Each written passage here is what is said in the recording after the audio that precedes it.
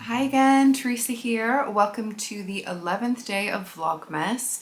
I have been doing some cutting out this morning, so I have managed to cut out my Adeline top by Forget Me Not Patterns. It is definitely a bit of a fussy cut, and I will say I had under the fabric recommendations and I just managed to squeeze it out using some really serious pattern Tetris. I cut the sleeves on the cross grain, which I think is totally fine. The rest of it I was able to cut on grain, but I had to flip some pieces over, which made it a bit more tricky to find all those notches, but I've managed to cut everything out. I had such a tiny bit of fabric left over. I like to have a scrap so that I can do some tests, sort of stitching to make sure I've got the right stitch length and all that kind of stuff. And I just about had enough for like a decent piece of that. I'm loving just how pink and coordinated everything is looking. So this is a really similar color to what I'm wearing and also not that different from my sofa. So apparently it's a color that I like. So I do know that the cutting out I think is probably the hardest part of this project. Coming together, it should come together pretty quickly. So we'll see when I get a bit of time to start sewing that. I do want to do my hem of the dress that I've now let fall overnight. I have this silly shenanigans. I don't know if you guys are familiar with this. So the idea of this is called a skirt marker. Obviously it's not just for skirts, but the idea is there a diagram? You have a little stand here and you put some chalk inside. It's like a powdered chalk inside here, and there's a little hand pump that you squeeze to shoot the chalk out. And the idea is that you rotate your body and you do a little bit of a chalk mark all the way around. I tried to use it once before and it worked okay. I feel like it's harder with a fuller skirt because you need to kind of get every section of skirt against this. It's still a work in progress. I think it will be super useful, but I'm still just getting to the bottom of using it, so you guys can watch me play around with that when I try my dress on again. I do want to do my advent calendar now. We've got day 11 down here. So this I'm a little bit unsure of. It's called Shrimps and Banana, but it's pink and yellow. It's strawberry and banana. I don't know why they call that shrimps and banana. I've seen shrimp and banana candy here before in the UK, and I feel like I don't understand it. If anyone has any extra information, please fill me in, but it's going to be strawberry and banana. And I have a joke again today. Why is Santa so good at karate? Because he has a black belt. Okay, that was not bad. I'm gonna give him that one. So let me find out about my strawberry and banana marshmallow. I will say that was better than I expected, but my expectations were pretty low. I feel like we need to get back to some more classic marshmallow flavors. I am hoping tomorrow is a little bit better. I just wanted to mention as well that this might be the last video you guys get for a few days. I am off tomorrow, but I'm back at work on Friday. So my video for tomorrow will probably not be able to get edited on Friday morning. Well, I'd say almost definitely not going to be edited on Friday morning. I might be able to chip away at it on Friday evening and Saturday morning, so you might get a double video on Saturday, but it really all just depends on when I wake up and how much time I get. But if you do see a gap, just know that is why. I work 10-hour days, and with the commute either side, it's just not possible to get a video every single day out to you guys. My camera's doing funny things with color, but what I want to do now is I'm going to move into my sewing room and I'm going to have a go at working on that hem.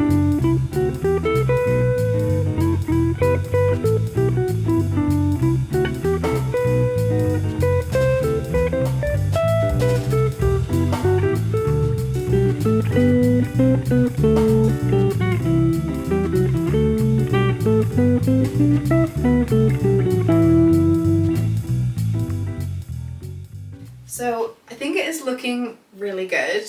You may have had just as good of a look yesterday, but I feel like in the light I'm able to see it a bit more clearly. So I will say I narrowed this slightly, which I think is fine, but I think the princess seams would sit a little bit better if they were a little bit out, a 1/4 inch out, which is what they should be. So I will cut on fold like I'm supposed to if I make this dress, well, when I make this dress again, whether it's with the velvet or not, I'm definitely going to make it again. This does have a bit of a fussy skirt, so there's a seam that goes along about halfway down the skirt, which gives it a really interesting shape, which I think is probably useful and important and quite a cool design feature if you have a more structured fabric. I would definitely want to do that if I made it in a linen, which I would love to do. But I think for this kind of drapey fabric, I don't think I'm getting anything from it. And so if I was going to do this in the velvet, I would just make an A-line skirt. I would just join those two pieces together, which would also then make things a little bit less sort of just knife edge as far as the amount of fabric that I have, and I would have to play around with the pattern placement. This is all one piece. This whole section is the sleeve and the bodice at the front and the back, so the side section. So I'd have to play around with what direction I want that to be in. But it's definitely feeling like a really good contender. I will say my husband, he's a big fan of this dress. He keeps saying how beautiful it is when I showed it to him a couple of times, and he did say he thinks that other top that I'm making is going to have to work really hard if it's going to somehow compete with this, because I do think this is a really good possibility. I'm gonna, woo! Try not to make a mess. I'm gonna go ahead and play around with doing this hem thing, and we'll see how we go. You guys can see how it works or doesn't work. I'm sure it will more or less work, but I definitely think it's not gonna be perfect. Like I said, I'm still playing around with using it.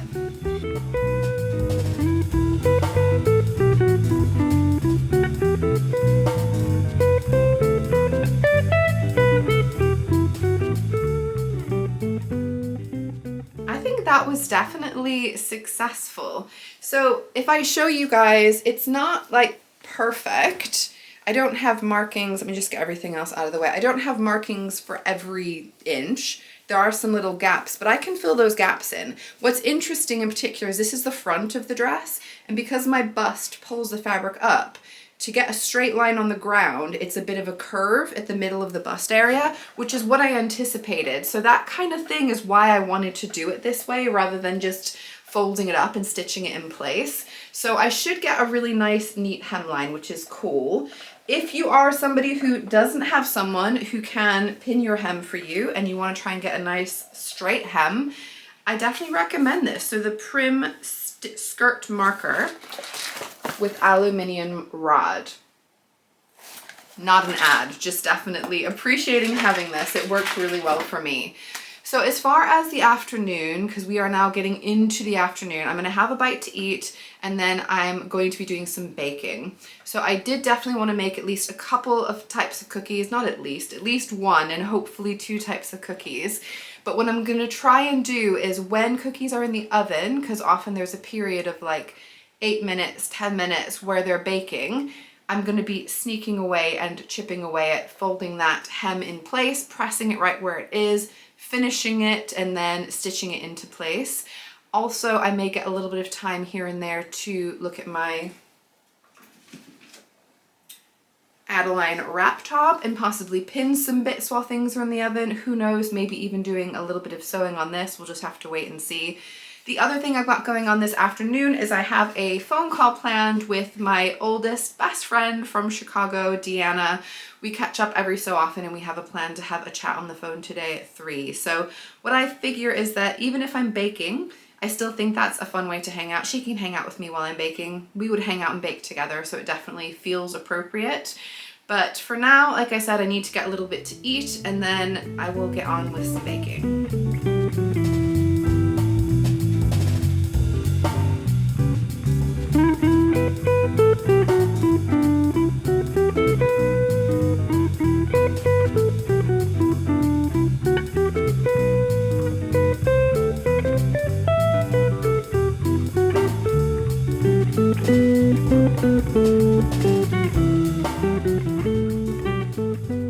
Biscotti is in the oven. I've set up my ironing table here because I feel like I have a fair bit of time. It takes 35 minutes for the first cook. There's actually a couple stages of cooking biscotti. It takes 35 minutes first time round, and knowing my oven, it's usually longer anyway. While that's going, I think I can get on with some sewing. So I'm going to start by just pressing that hem that I marked with the chalk line. I'm then going to finish the edge with the serger. That is the recommended way to finish this hem. And then I do want to stitch it in place, but we'll see how much of that I'm able to do in that 35 minutes.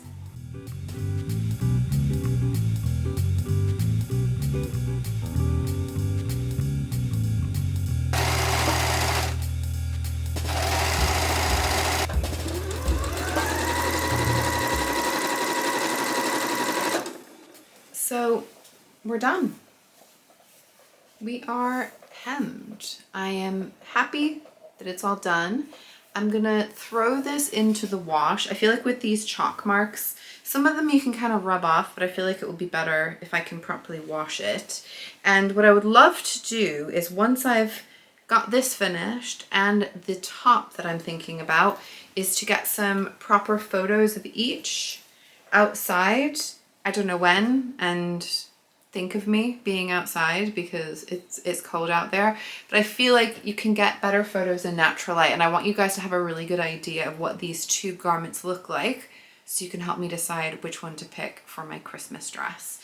So this is finished, which is fantastic, and I've got a little bit more time, a couple of minutes before I need to work on those next bit of cookies, so I can just tidy up and get myself back into the kitchen. I do just want to recommend, if you guys have not been watching, So Sarah Sewed has been doing Vlogmas. I will put a link to her channel down below, and I've really particularly been enjoying her Vlogmas. I've not been able to keep up with all the Vlogmases out there because there's just no way, but I really have been loving her. She's in Australia, and it's just so fun and interesting to see something completely different as far as like the time of year, the things she's getting up to. She's got little kids as well, which always makes things a bit more fun this time of year. So I do highly encourage you guys to go and check her Vlogmas out. If you are enjoying my Vlogmas, please do share it with friends, because these videos don't get a huge amount of views, but I appreciate those of you who are coming back every single day. But I feel like it's fun if we can get other people to join in the fun as well. If you are enjoying it, let somebody else that you think might like it know. So the washing machine is on. This biscotti has to cool for a little bit before I then slice it up and put it back in the oven, but the kitchen smells amazing. It looks beautiful. I'm definitely really happy so far with that. So what I'm gonna do is, while that's having a little bit of cooling time, I'm gonna put together my next batch of the peanut butter blossom cookies that I made before. I knew I wanted to make another batch before Christmas. The peanut butter blossoms freeze really well, so that is the intention, is to make those up so I can stick those in the freezer. This biscotti keeps for a really long time, so I've actually made this and sent it out to family internationally before. It lasts like a good 2-3 weeks and still is fine because it's quite a dry biscuit. So I will say this is a good one to make at this point because it will still taste just as good on Christmas. So I'm trying to do what I can to get ahead of myself so I don't have too much last minute baking, but so far so good. I'm feeling very efficient. And I will of course put recipes to all the cookies that I'm making down the description box.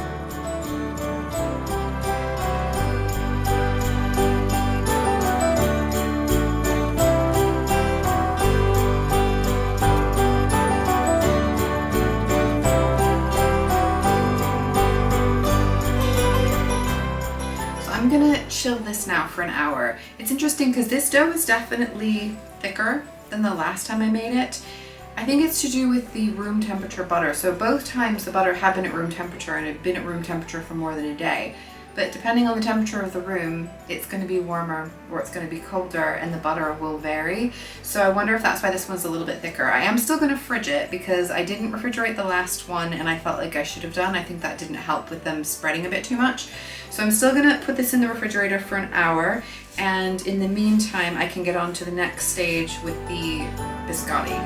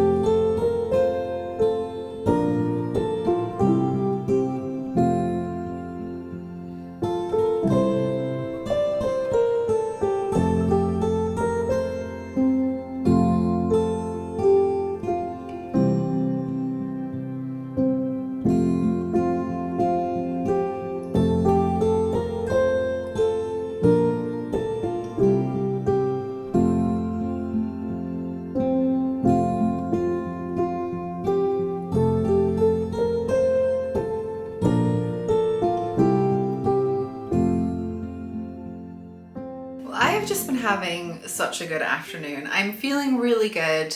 I managed to actually pin together everything that I could, so all the pleats on here, so that way I can start sewing that top really probably tomorrow realistically at this point.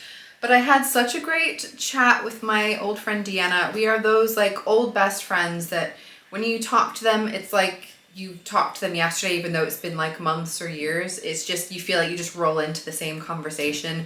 We were best friends in high school and it still very much has that vibe, and we talked for like nearly 2 hours. We used to talk on the phone till it got really late and it felt very much like that. So that was really fun, and it was nice to be able to just do stuff while we were chatting. So she was doing dishes, I was doing all this baking. I have managed to finish the biscotti, which looks fantastic. The peanut butter blossoms are turning out so much better this time than the first time round. I noticed that the batter was definitely thicker when I first made it, and I think it's because the butter wasn't as soft. We store it usually, like the ones that are going to be out for room temperature for baking are often near the toaster. 1 second. Sorry, baking calls. So yeah, we usually store the butter near the toaster, and I think maybe I had used the toaster before I started making the other batch of cookies, and the butter was definitely softer, I noticed when it was going in. This one was definitely better, and these cookies have been puffier when they've come out of the oven, and I'm also perfecting the size. I'm so happy with these. So I'm really glad that I did go in and make another batch, because I think these are going to be absolutely perfect on Christmas. We are now just after 5, it's like 5:15, and I am going to start dinner because I have a more time consuming dinner to make tonight. It's just because it takes a slow simmer, not because it's complicated. But I feel generally very accomplished. I feel like it's been a really successful day. I don't know if I'll be checking in later. I imagine probably not, because I don't think I'm going to have that much to share with you guys for the rest of the evening. But like I said, there may be a bit of a delay until the next video comes, just because I'm going to be going back to work. But when the next video comes, it's going to be a good one, because tomorrow we are going to Kew Gardens for the night light walk, and I know it's going to be amazing, and I'm really looking forward to editing that video and sharing that experience with you guys. So I'll be seeing you very soon, might be a day or two, but I'll catch up with you then. Bye!